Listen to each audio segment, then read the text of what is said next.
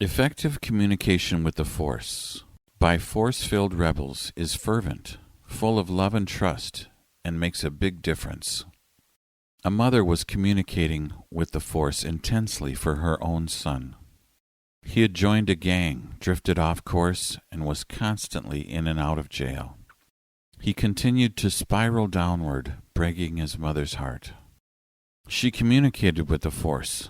She believed. She did everything she could, but nothing seemed to change. He had addictions. It got to the point where he was stoned most of the time. In his early 20s, he became so depressed he decided to end his life with pills. But just as he was about to take the pills, he heard, "Don't do it." A supernatural force was holding him back from taking the pills. He reconsidered his actions, got on his motorcycle, and somehow ended up at an event with forceful people. He went in, totally stoned, in his leather jacket and beard, covered in tattoos and smelling like alcohol. They had already started, but someone met him at the door and brought him toward the center of the room. He was so stoned he really didn't understand everything that was happening, but he felt a love that he had never felt before. He said, "I could feel my mind becoming clear and untangled. I felt a sense of purpose for my life." Afterward, he walked outside, sat in the grass, and said, "I don't know if you really want me, Force, but that guy said you would take me just as I am. So I'm going to try dedicating myself to following you."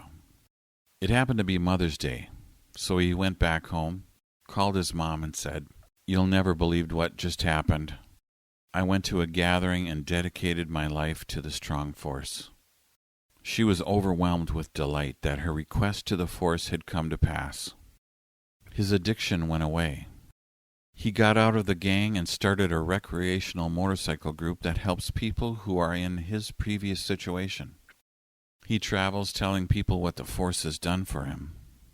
No matter what's going on in your life, no matter what's going on in the lives of the people you love, remember that fervent communication with the Force really helps.